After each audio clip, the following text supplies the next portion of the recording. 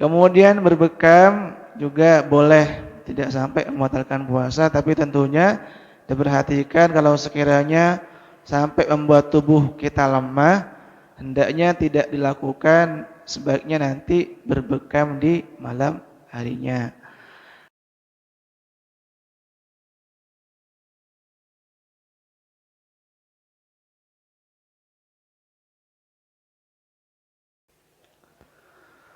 Bismillahirrahmanirrahim. Assalamualaikum warahmatullahi wabarakatuh.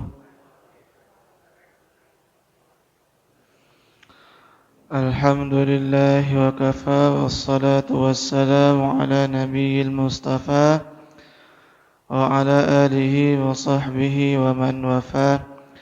Qala rabbi shrah li sadri wa yassir li amri wahlul 'uqdatam min lisani yafqahu qawli, amma ba'd. Fa ya ibadallah, usi nafsi wa iyyakum bitaqwallahi faqad fazal muttaqun wa la tamutunna illa wa antum muslimun. Faqala ta'ala mudzakiran bidzalik, ya ayyuhalladzina amanu taqullaha wa qulu qawlan sadida yuslih lakum a'malakum wa yaghfir lakum dhunubakum wa may yuti'illaha wa rasulahu faqad faza fawzan 'azima. Bapak Ibu rahimakumullah, alhamdulillah kita masih diperjumpakan kembali oleh Allah Subhanahu wa taala dalam majelis ini, sedikit belajar sebagian dari tuntunan agama kita, yaitu secara khusus membahas berkaitan atau seputar hukum berkaitan dengan puasa. Adapun seperti yang kemarin, kitab yang kita rujuk adalah kitab Fiqhus Sunnah yang ditulis oleh Sayyid Sabiq. Bapak Ibu rahimakumullah, kita masuk pada sub-bahasan yang berikutnya. Di sini lanjutan yang kemarin, yaitu mubahatus shiyam, hal-hal yang diperbolehkan ketika berpuasa.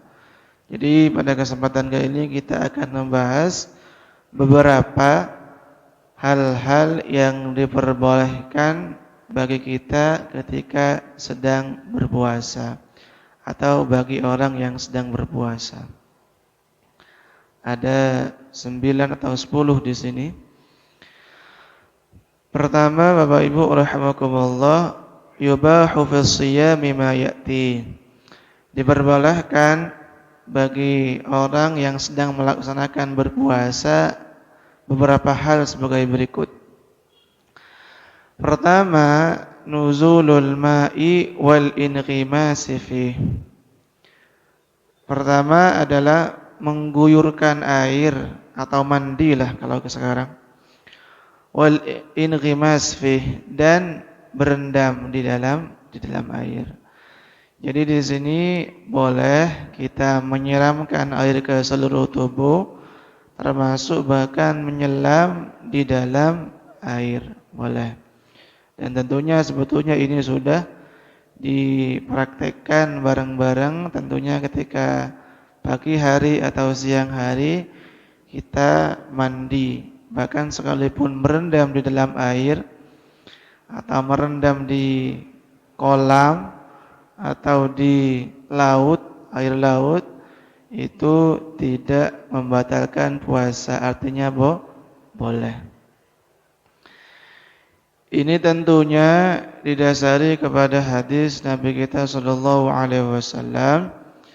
Disebutkan di sini bahwa ada salah seorang sahabat yang ra'aitu Rasulullah sallallahu alaihi wasallam yasubbu ala ra'sihi al-ma'a wa huwa shaimun.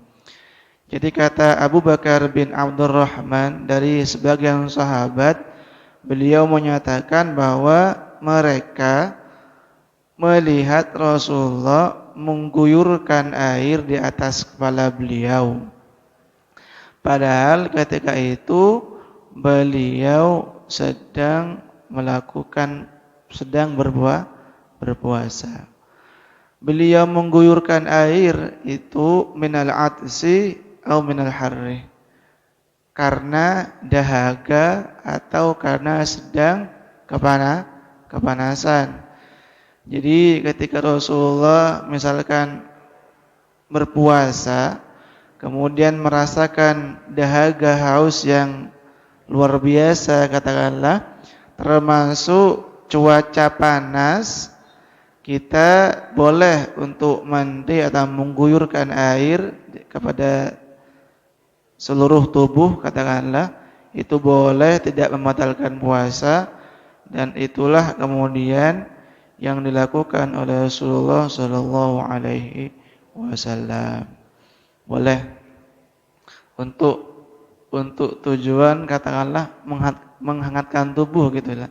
Kira-kira seperti itu kalau memang cuaca agak panas. Memang biasanya kalau puasa itu rata-rata panas ya Bapak Ibu ya. Kayak sekarang nih cukup panas gitu ya. Ya mandi tidak ada masalah.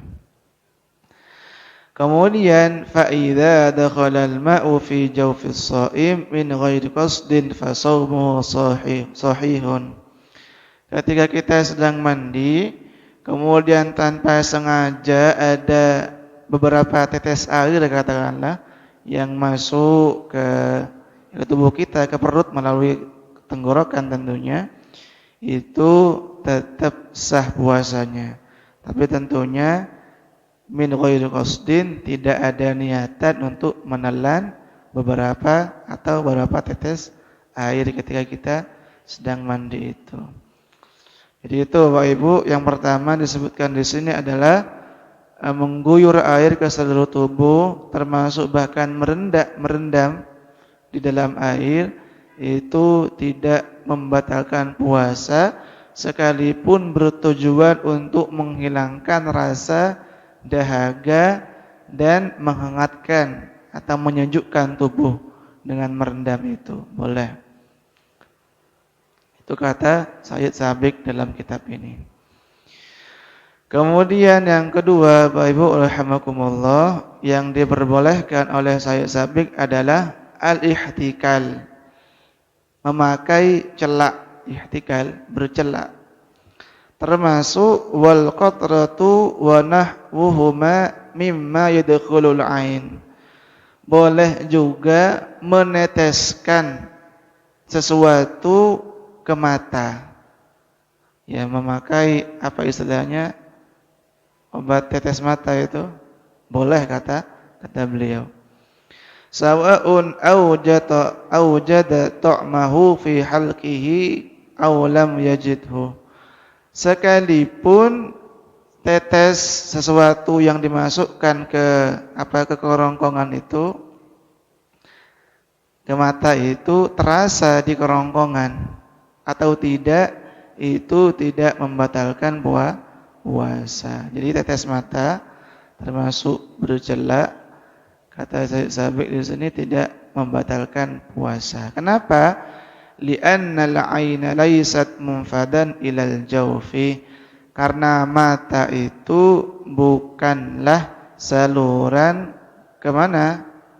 Menuju rongga perut. Artinya mata ini bukan saluran atau bukan jalan yang bisa mengarah kepada rongga perut, makanya tidak sampai membatalkan puasa. Tetes mata, misalnya kita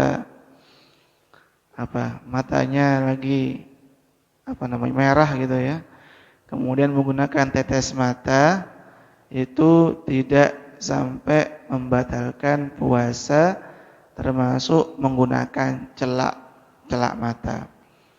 Dan ini hampir disepakati oleh para ulama fikih. Disebutkan di sini wa ila hadza dhahabat asy-Syafi'iyyatu wa haka Ibnu Munzir an Atha wal Hasan wan Nakhai wal Auza'i wa Abu Hanifah wa Abu Thur. Jadi memang ini sudah hampir disepakati oleh mayoritas ulama bahwa menggunakan celak termasuk menggunakan obat tetes mata gitu ya, tidak sampai membatalkan puasa. Dan ini tentunya didasari kepada hadis Nabi kita sallallahu alaihi wasallam riwayat Anas. Wa an Anasin annahu kana yahtakilu wa huwa shaimun. Dari Anas bahwa Rasulullah itu yahtakilu, kadangkala bercelak atau bahkan sering bercelak wa huwa shaimun. Padahal ketika itu beliau sedang keadaan berpuasa. Jadi itu yang kedua, kata Sabik, boleh bercelak atau meneteskan obat mata sekalipun dalam keadaan berpuasa. Kemudian yang ketiga, Bapak Ibu rahimakumullah, yang boleh juga adalah al-qublah, mencium istri. Kalau istri orang jelas tidak boleh ya Bapak Ibu, haram ya.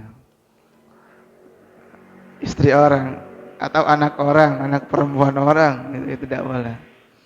Al-qublah, mencium, termasuk yang senada dengan cium ya, misalkan memeluk atau apalah gitu ya, itu tidak membatalkan puasa. Yang membatalkan puasa itu adalah jima atau berhubungan intim gitu ya. Mencium ini diperbolehkan liman qadaru ala dabdi nafsihi, bagi orang yang mampu untuk mengendalikan hawa nafsunya, tidak khawatir terjerumus atau mengarah kepada hal-hal yang lebih jauh. Misalkan mencium boleh, memeluk boleh, kalau tidak dikhawatirkan akan terjadi semacam hubungan intim. Artinya kalau bisa mengendalikan hawa nafsunya, mengendalikan nafsunya, tidak ada masalah mencium atau memeluk atau yang senada dengan itu. Ya, tentunya ini bagi orang-orang yang baru menikah ya Bapak Ibu. Ya, saya nggak tahu juga kepada bapak-bapak di sini ya. Tapi bisa saja gitu ya. Bisa saja. Tentunya ini didasari kepada hadis Nabi kita sallallahu alaihi wasallam, disebutkan oleh Aisyah. Qalat, Aisyah berkata, kana Nabi sallallahu alaihi wasallam, Nabi itu yuqabbilu wa huwa shaimun, biasa mencium istri-istrinya wa huwa shaimun, sekalipun beliau sedang dalam keadaan berpuasa. Wa yubashiru wa huwa shaimun, termasuk selain mencium juga bersentuhan kulit ya, seperti tadi misalkan meluk atau yang lainnya. Wa kana amlakukum liirbi, tapi kata Aisyah, Rasulullah itu adalah orang yang paling kuat mengontrol syahwat atau nafsu beliau. Artinya sekalipun Rasulullah mencium istrinya, termasuk bahkan katakanlah memeluk istri beliau, tetapi tidak sampai kepada hal yang lebih jauh, menjima, karena Rasulullah tentunya paling bisa mengontrol nafsu beliau atau syahwat beliau itu. Nah kemudian kalau seandainya mengarah kepada syahwatnya itu mengarah kepada jima, katakanlah itu dimakruhkan. Disebutkan di sini wa madzhabul ahnaf wa syafi'iyatu annaha tukrahu ala man hurikat syahwatuhu wa la tukrahu li ghairihi. Kalau sekiranya syahwatnya bergejolak dengan mencium tadi atau dengan memeluk, maka kata mazhab Hanafiyah dan Syafi'iyah itu makruh, lakin al-aula tarkuha, yang lebih hati-hati memang sebaiknya ditinggalkan dulu. Kalau mencium misalkan ada getaran gitu ya, atau memeluk istrinya kemudian ada getaran macam-macam, sebaiknya ditahan dulu, ditunda dulu, bisa di malam harinya. Kalau malam hari sudah aja jelas sebagaimana kata Al-Qur'an, uhilla lakum lailatas siyamir rafathu ila nisaikum. Surah Al-Baqarah ayat 187. Dihalalkan bagi kamu, bagi kalian ar-rafathu di malam hari melakukan hubungan suami istri, boleh. Itu di malam hari. Artinya kalau bagi orang yang mencium menjadikan dia bersyahwat lebih, sebaiknya tidak dilakukan. Al-aula tarukuha. Nanti aja ketika sudah malam.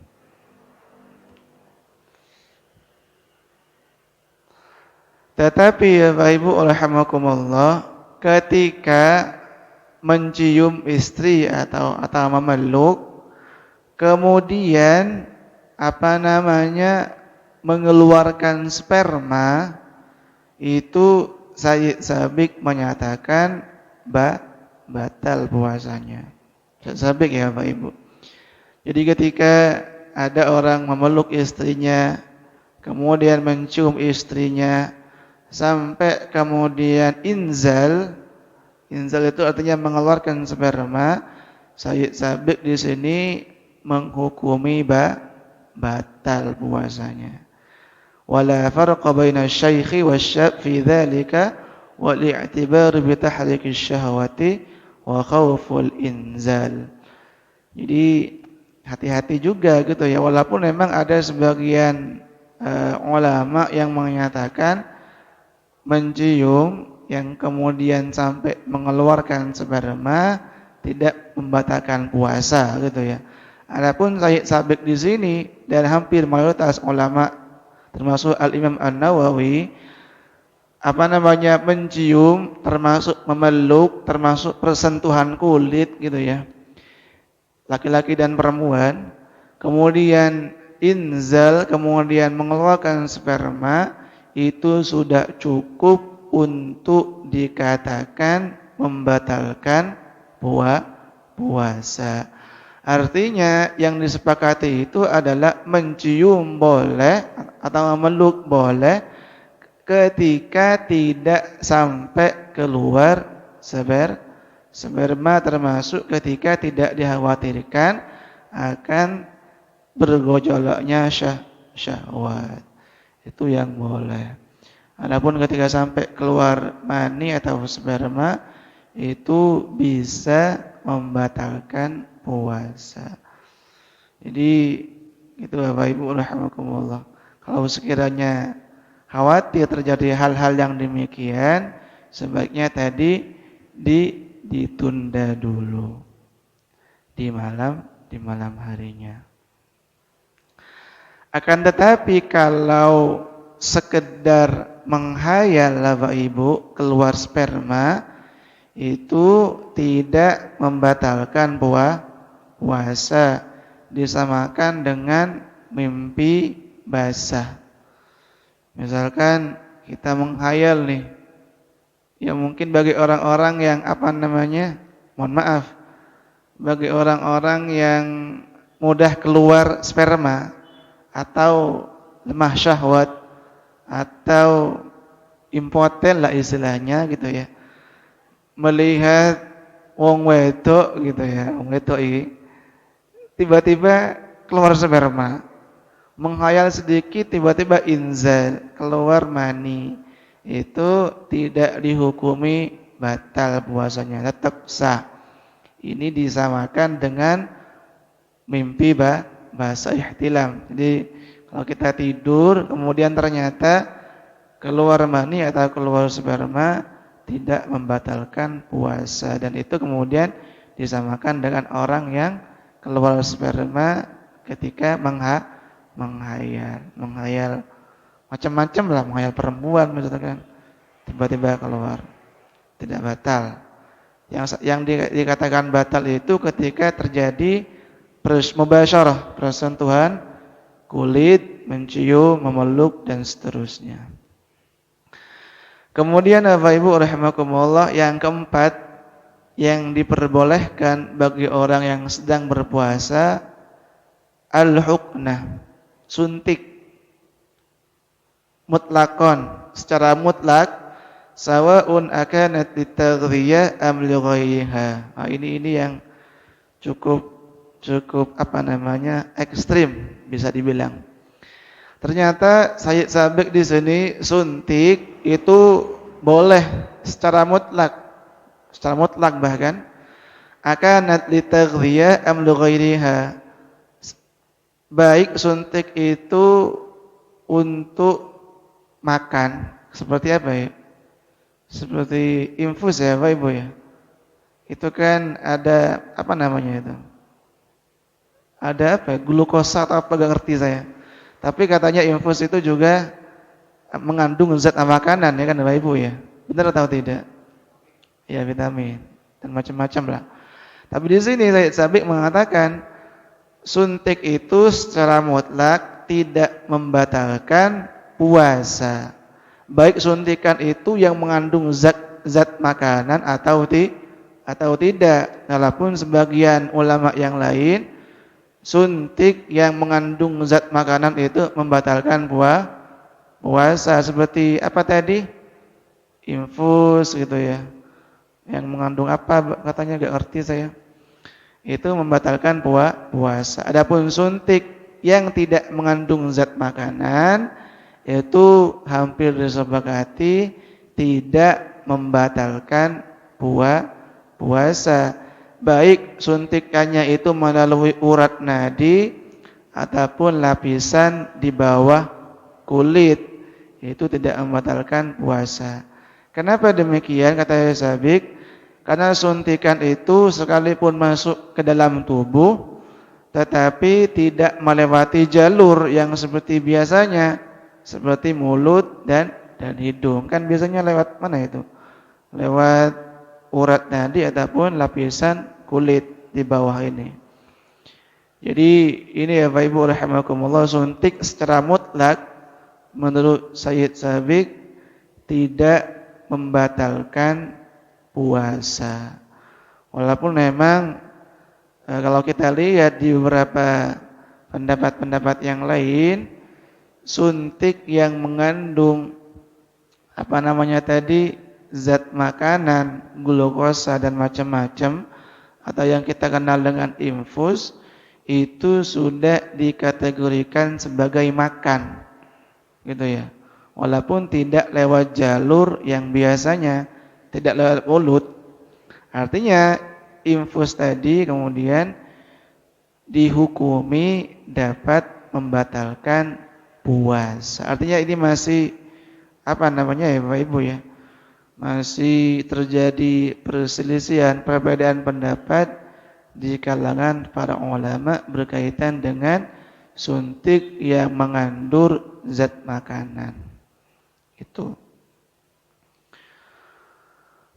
Kemudian Bapak Ibu rahimakumullah, kita lanjut kepada yang berikutnya, nomor 5. Al-hijamah boleh, bekam boleh. Ini tentunya didasari kepada hadis Nabi kita sallallahu alaihi wasallam. Anna akuntum takrahuna al-hijama lis-shaim ala ahdi Rasulillah sallallahu alaihi wasallam la illa min ajli dha'fi. Jadi boleh berbekam sekalipun dalam keadaan berpuasa, tetapi kalau dengan berbekam itu kemudian membuat badan kita lemah, itu disebutkan makruh, min ajli dha'fi. Makruh. Artinya ketika berbekam kemudian mengeluarkan darah, dikeluarkan, kemudian dengan begitu kita kemudian menjadi lemah dan tidak kuat berpuasa, maka berbekam di situ status hukumnya berubah menjadi makruh. Ya memang yang lebih aman gitu ya dilakukan di malam hari karena sudah makan, sudah minum, walaupun berbekam insyaallah sudah tidak akan lemah tubuh kita. Jadi berbekam boleh bagi orang yang berpuasa. Kemudian Bapak Ibu rahimakumullah yang diperbolehkan lagi bagi menurut Sayyid Sabiq adalah al-madmaghatu wal istinsyaq. Berkumur termasuk menghirup air, istinsyaq dengan hidung, istinsyaq itu boleh kata Sayyid Sabiq. Artinya kan ketika kita mau sikat gigi atau mau wudu katakanlah, di situ kan ada kesunahan berkumur atau istinsyaq, tidak ada masalah. Tetapi tentunya jangan sampai berlebihan. Ini kata Nabi kita sallallahu alaihi wasallam, fa idza istansyaqta fa abligh illa an takuna sha'iman. Jadi ketika dalam keadaan berpuasa, istinsyaknya atau berkumur-kumurnya tidak sampai berlebihan. Khawatir nanti ada beberapa tetes air katakanlah yang masuk gitu ya. Tetapi sekalipun ada beberapa tetes air yang masuk ketika kita sedang berkumur ataupun sedang istinsak tanpa disengaja, ini tetap dihukumi tidak sampai membatalkan puasa. Jadi berkumur termasuk menghirup air tidak membatalkan puasa. Kemudian yang ketujuh, Bapak Ibu rahimakumullah, wa kadza yubahu lahu ma la yumkinu al-ihtirazu anhu. Yang boleh juga adalah sesuatu yang sulit untuk kita hindari. Seperti apa? Kabal irriqi, seperti menelan ri'. Ri' itu ludah. Jadi susah kan kita ya. Air ludah kita gitu. Itu tidak sampai membatalkan puasa. Termasuk juga wa ibaratut tariq, menghirup debu di jalanan. Artinya udah gak bisa kita itu, tidak bisa terhindar dari debu-debu jalanan atau mungkin asap dan macam-macam, itu tidak sampai membatalkan puasa. Walaupun katakanlah yang dihirup banyak, misalkan musim banyak asap, kemudian kita menghirup itu karena sudah tidak bisa terhindar lagi dengan itu, tidak sampai membatalkan puasa. Termasuk juga menghirup di sini sisa-sisa tepung, dahak dan lendir. Itu juga tidak membatalkan puasa karena lagi-lagi sulit terhindar kita dari yang demikian. Wa qala Ibnu Abbas la ba'sa an yadhuqa ta'am al-khalla wa syai'a yuridu syira'uha. Kata Ibnu Abbas, tidak ada masalah atau boleh kita mencicipi makanan. Ya, ini boleh kata beliau. Boleh mencicipi makanan termasuk barang makanan yang akan kita beli. Misalkan apa gitu ya. Seperti mau beli apa biasanya? Lebih ya sate gitu ya. Kita mau cek basi atau tidaknya gitu ya. Kemudian kita dicicipi dulu atau beli buah misalkan. Buah yang sudah terbuka. Kita dicicipi mau menilai ini jeruk apa kecut atau tidak katakanlah. Kita cicipi dulu, tapi tentunya jangan ditelan ya Bapak Ibu. Dicicipi kemudian kita buang, dimuntahkan istilahnya, itu tidak sampai membatalkan puasa. Atau mungkin memasak ibu-ibu katakanlah, walaupun ini boleh ya, tidak perlu digembar-gemborkan juga, artinya boleh saja. Kemudian dicicipi ketika kita masak katakanlah, untuk mengecek masakan kita udah enak, udah pas atau tidak. Ya sedikit secukupnya saja kita ambil sampel. Kemudian kalau udah pas ya sudah. Kemudian dibuang tadi itu, dimuntahkan. Jangan ditelan. Kalau ditelan tentunya batal. Dan ini biasa, termasuk disebutkan di sini wa kana al-Hasan yamdaghu al-juza li ibnihi wa huwa shaimun. Termasuk Hasan kemudian beliau sedikit mengunyah kelapa, kemudian diberikan kepada cucunya. Boleh. Ya sama seperti kita berkumur sebetulnya Bapak Ibu, termasuk kita ketika sikat gigi. Kan kita ada rasanya kan sebetulnya. Kita merasakan sesuatu di situ, termasuk ketika kita berkumur, kita bisa merasakan air ini asin atau tidak, atau hangat, panas atau tidak. Nah, sama. Itu tidak membatalkan puasa, termasuk juga mencicipi makanan kata Ibnu Abbas.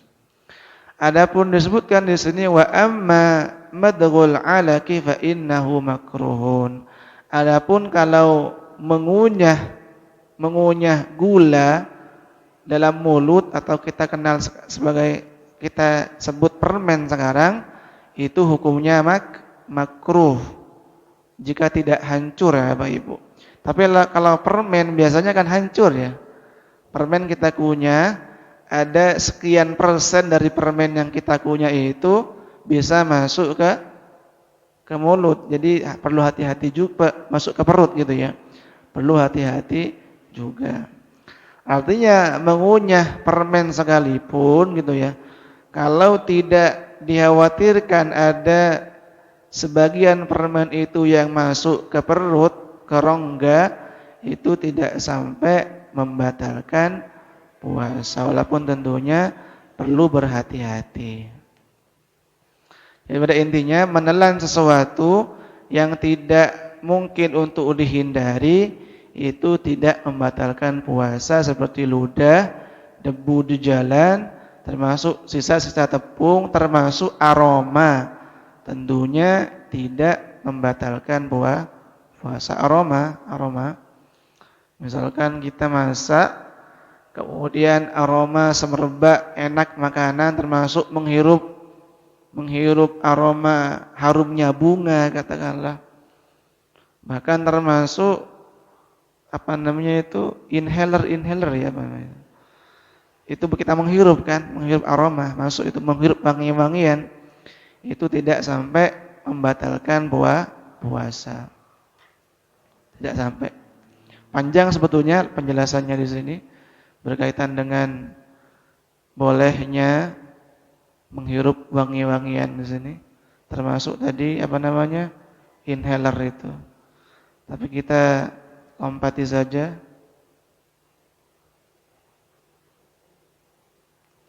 Jadi intinya Bapak Ibu yang ketujuh tadi, boleh sesuatu yang tidak bisa kita hindari, boleh. Seperti tadi air liur, lendir, ludah, termasuk debu-debu di jalan, termasuk tadi juga mencicipi makanan. Kemudian Bapak Ibu rahimakumullah, yang kedelapan, kebolehan yang kedelapan adalah makan, minum dan bersetubuh sampai terbit fajar. Jadi memang seperti yang kemarin. Jadi waktu terakhir kita makan, minum atau bersetubuh dan lain-lain itu adalah ketika sudah terbit fajar. wa yubahu lis-shaim an ya'kula wa yashruba wa yujami'a hatta yatlu'a al-fajr. Jadi boleh makan dan minum termasuk berhubungan intim sampai terbit fajar.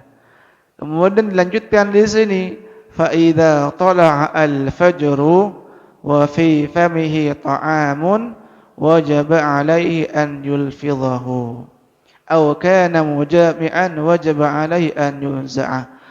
Ketika sudah terbit fajar dan di mulut kita ada makanan, maka kata Said Sabiq, wajib alaihi an yulfidhahu, wajib orang tadi memuntahkan makanan itu yang ada di mulutnya. Atau misalkan mohon maaf, sedang berhubungan suami istri, tiba-tiba sudah masuk waktu fajar, wajib alaihi an yunza'ah, wajib dikeluarkan. Maksudnya diselesaikan itu. Gitu ya, diselesaikan. Nah, wajib. Kalau seandainya dikeluarkan kemudian spermanya keluar setelah itu, tetap sah puasanya, sah. Misalkan mohon maaf gitu ya, hubungan suami istri, ternyata udah subuh, udah terbit fajar, katakanlah ditandai dengan azan, terdengar azan, dan azannya itu benar gitu ya. Maksudnya azannya sesuai dengan jadwal. Kemudian ya harus dilepas itu, hubungan jima itu dilepas. Nah, ternyata setelah azan selesai atau selang beberapa menit katakanlah, ternyata keluar mani, itu tidak batal puasanya, tidak batal. Nah, ini memang berkaitan dengan makan dan minum. Ada kan memang riwayat yang menyebutkan kebolehan makan dan minum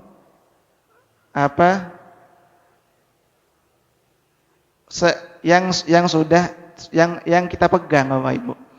Ada hadisnya di sini, kata Rasulullah sallallahu alaihi wasallam, beliau menyebutkan, ini salah satu yang disampaikan oleh beberapa ustadz ya Bapak Ibu. Kata Nabi, "Idza sami'a ahadukum an-nida wal ina'u 'ala yadihi fala yadh'u hatta yaqdi hajatahu minhu." Jika salah satu di antara kalian mendengar nida atau azan, mendengar azan, wal ina'u 'ala yadihi, dan makanan masih berada di tangan kalian, udah di piring gitu ya. Fala yadhu hatta yaqdi hajatahu. Maka jangan letakkan makanan itu sampai kalian menunaikan hajatnya atau sampai selesai makan.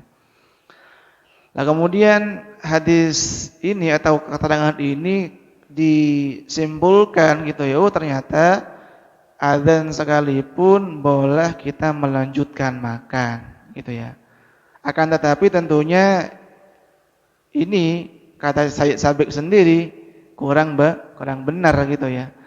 Artinya waktu terakhir kita makan dan minum atau termasuk juga hubungan suami istri ketika sudah terbit fajar. Setelah fajar atau azan lah katakanlah seperti itu sudah kita tidak boleh melakukan sesuatu yang bisa membatalkan puasa. Tentunya ini didasari kepada ayat Al-Qur'anul Karim seperti yang kita sampaikan kemarin, surah Al-Baqarah ayat 187 di pertengahan ayatnya, kata Allah, "Fakulu washrabu hatta yatabayyana lakumul khaytul abyadu minal khaytil aswadi minal fajr." Makan dan minumlah kalian sampai jelas terbit fajar. Artinya ketika fajar sudah terbit, tidak ada lagi makan, tidak ada lagi minum, dan tidak ada lagi perkara-perkara yang kita lakukan yang bisa membatalkan puasa. Jadi itu Bapak Ibu rahimakumullah. Dan memang kita dalam menentukan subuh atau maghrib, kan kita tidak mengandalkan tidak melihat sendiri ya Bapak Ibu ya. Tidak melihat fajar, kita tidak melihat tenggelamnya matahari ketika mau berbuka. Apa? Kita berpedoman kepada apa kira-kira? Berpedoman kepada itu jadwal atau termasuk berpedoman kepada azan di musala-musala atau masjid. Jadi mohon maaf katakanlah ketika Mbah Joni, mohon maaf katakanlah Mbah Joni gitu ya, azan subuh, kira-kira Bapak Ibu yakin nggak itu sudah masuk waktu subuh? Yakin kan gitu ya? Maka itu artinya sudah terbit fajar. Kecuali ada orang azan belum masuk waktunya, sekalipun ada azan ya sudah lanjutkan azan. Makanya gitu. Misalkan azan dijadwal jam 4.20 subuh, terbit fajar. Tapi ternyata ada masjid-masjid atau mushola azan jam 4.10. Ya tetap itu belum masuk fajar sekalipun ada azan. Tetapi insyaallah katakanlah mohon maaf, katakanlah Mbah Joni di sini tidak azan kecuali sudah masuk waktu, entah itu subuh ataupun itu maghrib. Maka ketika kita yakin, ketika katakanlah Mbah Joni azan itu sudah masuk waktu, itulah kita kemudian dilarang untuk melakukan hal-hal yang bisa membatalkan puasa, gitu ya. Kira-kira seperti itu. Termasuk ini juga ketika azan sudah dilarang untuk melakukan hal-hal yang bisa membatalkan puasa, didasari kepada hadis Nabi kita sallallahu alaihi wasallam riwayat Bukhari dan Muslim. Warawahul Bukhari ya Muslim an Aisyah radhiyallahu anha anna Nabiyya sallallahu alaihi wasallam qala. Kata Aisyah, Nabi kita sallallahu alaihi wasallam pernah bersabda, Inna Bilalan yu'adzinu bilailin fakulu washrabu. Sesungguhnya Bilal bin Rabah, sahabat Nabi, sesungguhnya Bilal azan di malam hari. Maka ketika Bilal azan, fakulu washrabu, tetap makan, tetap minum, kata Nabi. Jadi hatta yu'adzinu ibnu Ummi Maktum, sampai terdengar azan ibnu Ummi Maktum. Jadi memang ternyata di zaman Nabi itu ada azan 2 kali ya Pak Ibu ya. Pertama Bilal bin Rabah, kemudian yang kedua ibnu Ummi Maktum. Lah, ketika Bilal azan ini, azan belum masuk waktu subuh, belum fajar. Maka di situ makan dan minumlah kata Nabi, boleh makan, boleh minum dan lain-lain. Sampai kemudian ada sahabat yang bernama Ibnu Ummi Maktum azan.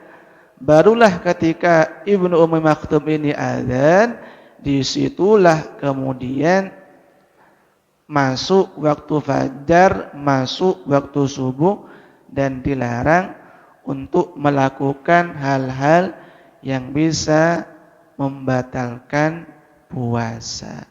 Dengan demikian memang kita katakan, termasuk inilah yang dikatakan oleh Sayyid Sabiq, bahwa ketika sudah masuk waktu fajar, masuk waktu subuh, dan kita sepakati ditandai dengan azan subuh, maka disitulah tidak boleh makan, tidak boleh minum. Dan bahkan kata saya di sini, seandainya ketika azan udah terdengar, fajar udah masuk, dan di mulut kita masih ada makanan, maka harus dimuntahkan, dibuang. Kalau ditelan otomatis batal puasanya. Kemudian Bapak Ibu rahimakumullah, kita dua lagi di sini yang diperbolehkan lagi bagi orang yang berpuasa adalah wa yubahu lis-shaimi an yusbiha junuban. Boleh bagi orang yang berpuasa untuk mandi mandi junub atau dalam keadaan berjunub di pagi harinya atau di subuhnya. Seperti tadi misalkan ada, mohon maaf, orang melakukan hubungan suami istri di malam harinya, kemudian dia makan sahur, belum mandi, kemudian dia mandi setelah adzan subuh, itu boleh. Dan inilah kemudian yang dilakukan oleh Nabi kita sallallahu alaihi wasallam, pernah dilakukan oleh Nabi kita sallallahu alaihi wasallam, kata Aisyah radhiyallahu anha. Jadi biasa. Kata Aisyah, beliau menyampaikan bahwa Rasulullah pernah junub di waktu subuh padahal beliau sedang berpuasa, kemudian beliau mandi. Boleh. Jadi itu setidaknya Bapak Ibu rahimakumullah. Ini yang terakhir. Yang ke-10 di sini.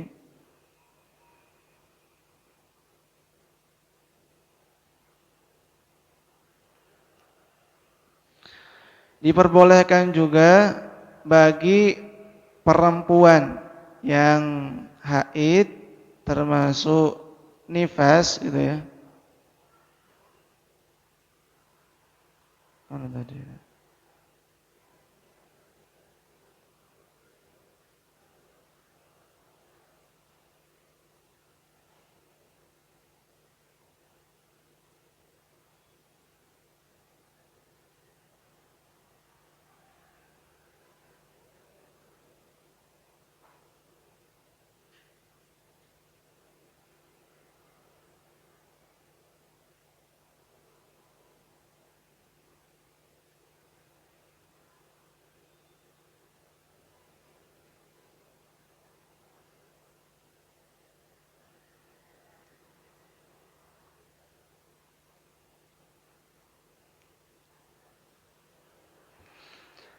Yang ke-10 Bapak Ibu rahimakumullah, wanita yang mengalami haid atau nifas, jika darah mereka berhenti di waktu malam, diperbolehkan menangguhkan mandi hingga waktu subuh meskipun sudah memulai puasa. Maksudnya misalkan ada wanita haid, maksudnya selesai haid di waktu malam, boleh dia mandinya dilakukan setelah adzan subuh, boleh. Maksudnya seperti itu. Artinya tidak harus langsung mandi. Kecuali emang mau salat tahajud dulu gitu ya, atau salat witir dulu baru kemudian mandi.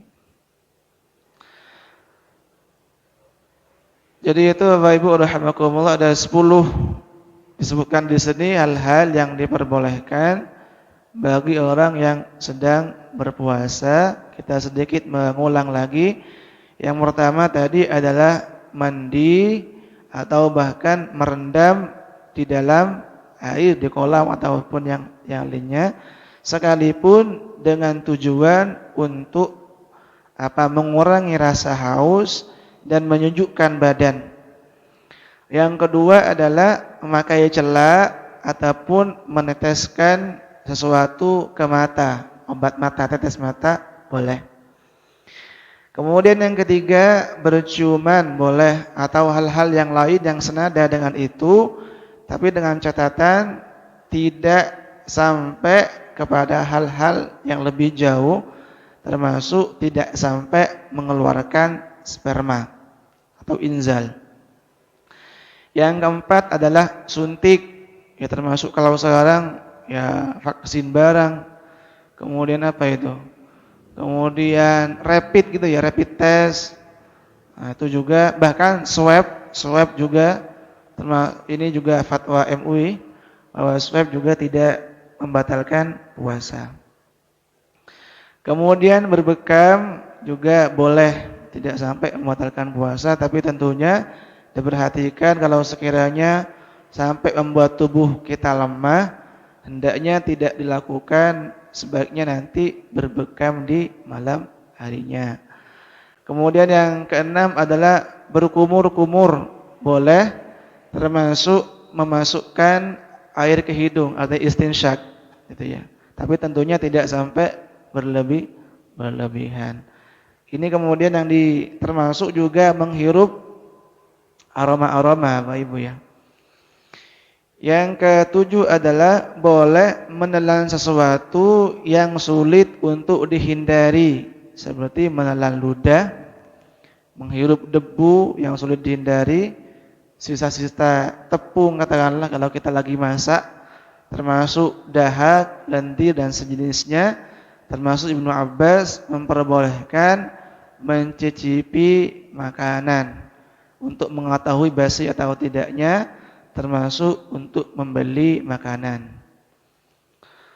Termasuk nomor 8 Bapak Ibu rahimakumullah, yang boleh adalah makan dan minum sampai terbit fajar, atau kita ditandai dengan sampai azan subuh. Tapi tentunya azannya yang benar-benar sesuai dengan jadwal ya. Kalau ada azannya ngawur gitu ya, ya tentunya tidak perlu diikuti. Tapi insyaallah azan-azan yang ada di masjid-masjid ataupun musalla itu sudah sesuai dengan jadwal. Artinya sudah benar-benar masuk waktu fajar. Nah, kalau kita makan atau minum dan sudah terdengar adzan, maka disebutkan di sini wajib dimuntahkan, dikeluarkan. Kalau dipaksa ditelan, maka bisa berakibat batal puasanya. Yang ke-9 adalah orang yang boleh mandi junub gitu ya setelah subuh. Termasuk wanita haid, ketika haidnya selesai di malam hari, tidak harus langsung mandi, boleh dia mandi setelah adzan subuh. Jadi itu Bapak Ibu rahimakumullah, agak sulit memang dipahami ya Bapak Ibu ya. Sulit dipahami, tapi insyaallah kita bisa terhindar dari hal-hal yang bisa membatalkan puasa. Yang memang lebih amannya dilakukan di malam hari. Ya ada 10 Pak Iqbal di sini disebutkan 10. Ya sekian Bapak Ibu yang bisa disampaikan, semoga bermanfaat dan dicatat amal ibadah di sisi Allah Subhanahu wa taala. Amin. Kita tutup perjumpaan kita kali ini dengan kafaratul majlis. Subhanakallahumma wa bihamdika asyhadu an la ilaha illa anta astaghfiruka wa atubu ilaik. Assalamualaikum warahmatullahi wabarakatuh.